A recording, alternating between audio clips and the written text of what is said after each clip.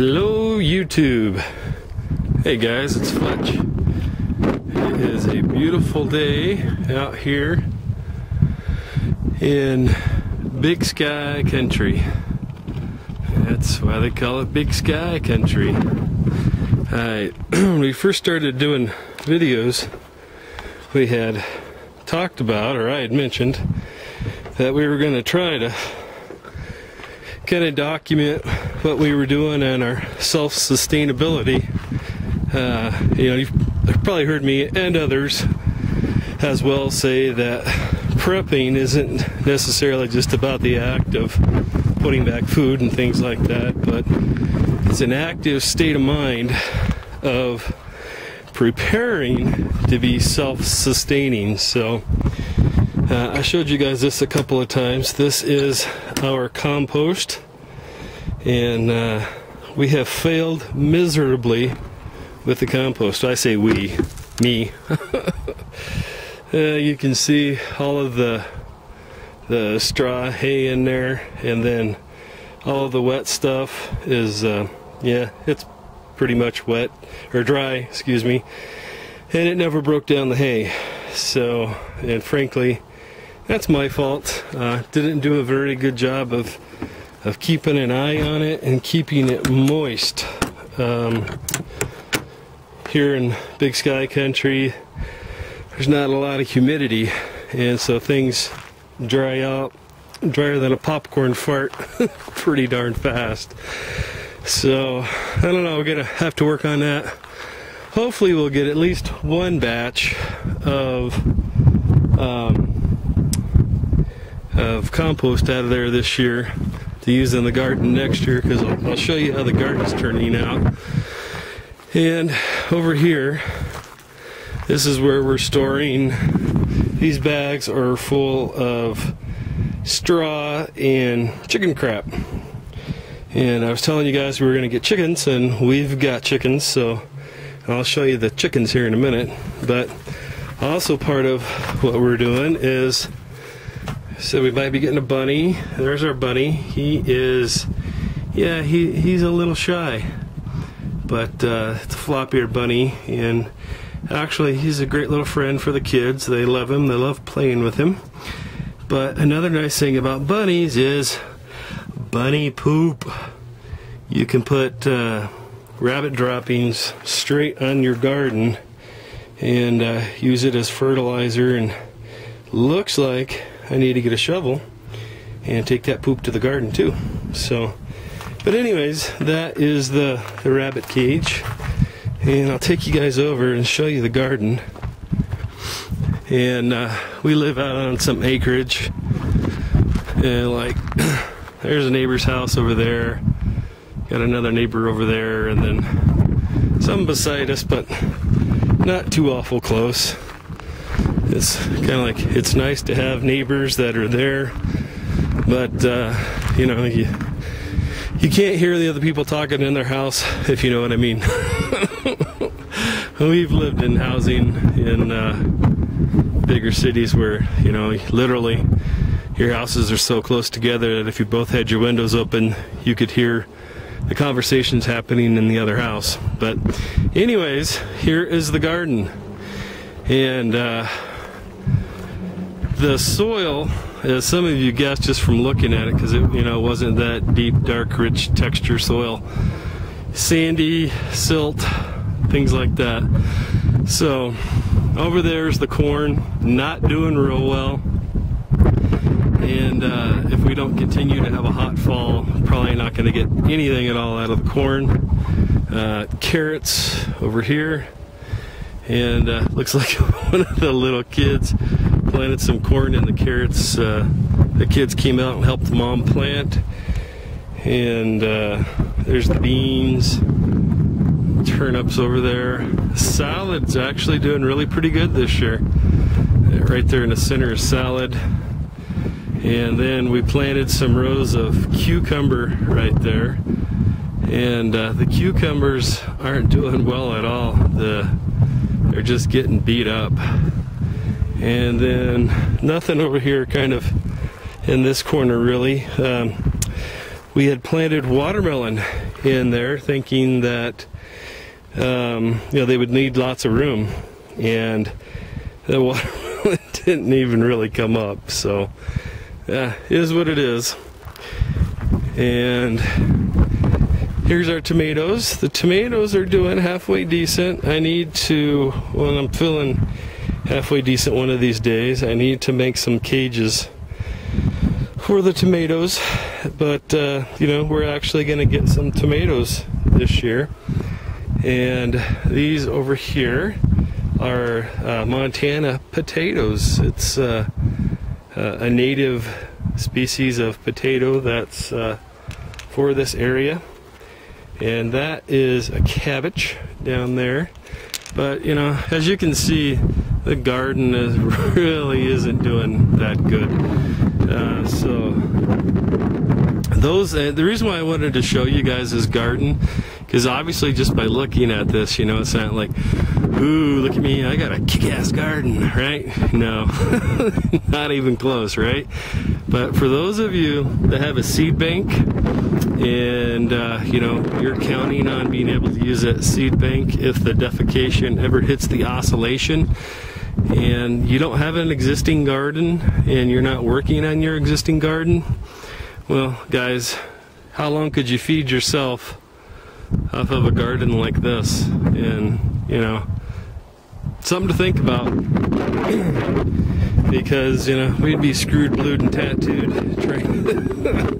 trying to feed our family off the production of the garden this year. So, and you know, also part of what we were doing when we did this is, you know, we wanted to learn how to do it naturally. So, you know, we haven't used any pesticides, insecticides, or you know, like Miracle Grow or any unnatural fertilizer. All we've been using is rabbit droppings and things like that. So something to keep in mind that you know, this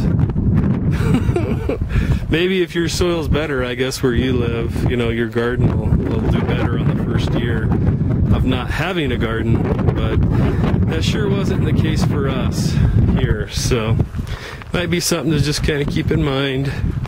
And then over here are our chickens. Oh, there. Hey girl, how you doing? There's our chickens. And as you can see, we got a tarp up on the fence over here to provide a windbreak. We live on the open plain, high butte, and so the wind, you can probably hear the wind in the camera too while I've been doing this, so kind of get an idea of the wind. But the tarp provides shade, and it also provides a windbreak for the chickens. And right now we've got about, I think, 22 chickens. And a friend of the family was wanting to get out of having chickens and wanted to bless us with the chickens, and so we took them, and we've been averaging about 16, 17 eggs out of it, so it's not too awful bad. Plus, you know, they're good, wholesome eggs. You know, they're not you know, some nasty mass-produced you know, whatever they do in those big chicken farm plants. But anyways, as you can see, the chicken coop there got a little door for them to go up, and and we have an elevated chicken coop so that the chickens can go underneath the coop to get out of the elements or to seek shade. And then also, since we're just renting this place right now, should we ever need to move or want to move, we can simply, you know, use a forklift or something like that and take it with us. So that's the reason why we decided to build it that way. And you can see I got a halfway decent sized chicken yard there. Then this fall, once we the garden's done what it's going to do, so to speak, I'll cut in the fence over there and I'll make a little door so that the chickens can actually come out here and roam around in the garden as well. So hopefully we'll get some more fertilizer, so to speak, out here in the garden area as well. But I wanted to show you guys the garden, and because I know that honestly, I was thinking, yeah, you know, I hear people talking about it all the time, you know, that you're not just going to go out and grow a garden, but, you know, how hard can it be? You know, I'm a halfway decently smart guy. I can figure it out. It's not a big deal, but yeah, Mother Nature can be a finicky beast. We'll just put it that way. But so here's the hen house, and you can see we just cut a door out of the side and then put hinges on it, and then you've got 4 laying boxes on this side and no eggs on this side, so kids must have already come out. Hey guys, what's going on? Alright, excuse me. Alright, now come over here, we'll check out the other side. And looks like right now we've got 2 there and 1 there. So, very cool. And I'm trying to hold the door open while I'm grabbing eggs. So, and these are pretty good sized eggs. They're not huge. But I tell you what, if you've never had an organic farm fresh egg, if possible, you would never go back to eating store-bought eggs. They are that good. They taste so much better than the crappy eggs that you can buy at the store. So hopefully maybe next year we might look at expanding our flock of chickens a little bit.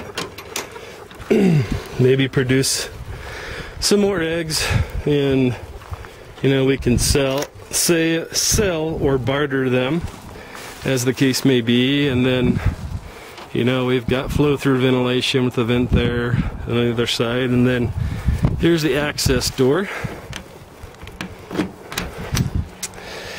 And you can see we've got straw down there on the ground. The straw or hay is really nice. The chickens can use it to bed in if they want. Plus, it keeps the chicken crap from sticking to the floor so bad. And if you've never had chickens, oh my gosh, they just poop all over everything. And so, for me, that was a little bit of an adjustment. You know, I grew up in the Mountain West, and you know, spent time working on farms and ranches, and had friends that had farms and ranches and helping them on their farms and ranches. But a chicken coop is definitely something that, yeah, you've got to stay on top of, because if you don't, oh my gosh, it can get really nasty really quick. But anyway, so here's the chicken coop. This is the inside of the laying boxes on each side, and then we've got the roosting boards on either side. And then back there going across the back, and then down there on the bottom is the door with the chicken ramp, so the chickens can go in and out. And really just, you know, fairly simple construction. You can see we used a 2x12 there, and just put 2x4s up for rafters, and you know, did the walls. And actually, a big thanks to my wonderful father-in-law. I wasn't in any condition to be able to do this, so he came over, and my boys and him actually built this chicken house, and so I didn't have to do it. Well, I couldn't if I wanted to, but that's nonetheless. But anyways, so that's it, guys. That is where we're at on our quest for self-sustainability. And the chickens so far, the chickens have really gone off pretty well. One thing that we had to learn about chickens is that they really need a high protein diet. And if they don't have a high protein diet, they're not going to lay eggs. We were only getting, well, let's just say a small amount of eggs. And talked to some other people here and there, and they, you know, there's special, what they call them, laying pellets that you can feed your chickens, and they're high protein, and it really makes a difference on how many eggs that your chickens will lay for you. So hopefully maybe that'll help someone else out there that's starting their quest to become self-sustaining or self-sufficient. So, alright, well guys, if you have any questions or comments about the chickens or the garden, or you know, anything that you think might help, feel free to leave comments, or you know, send me a PM or something. But you know, also I wanted to say, yes, we do have a fence around the garden. Around here, if you don't have a fence around your garden, the deer will come and eat every last stitch of food out of your garden. So that's another thing. Note to self: if you have delusions of grandeur that you're just going to break out your seed bank if things go south and you're going to grow a garden to support yourself and your family, one, that's probably not actually going to happen that way. If you don't already have an existing garden spot in your yard and know how to garden that spot. Every spot is different. And then secondly, if you live anywhere where there are deer around, you darn well better have some extra fence like we have over there, and extra fence posts to hold that fence up, because if you don't, the deer are just going to help themselves. And unfortunately, you know, if you're depending on eating that food, I suppose you could wait and shoot the deer and eat the deer to get your food back, so to speak. But the vegetables would be just as good for you, if not better in some cases, than the venison that you would get from the deer. So, alright guys, well that is it for today. And this is Fletch from Big Sky Country, the Big Sky Tactical Channel, signing off. God bless, and guys, make it a great day. Bye-bye.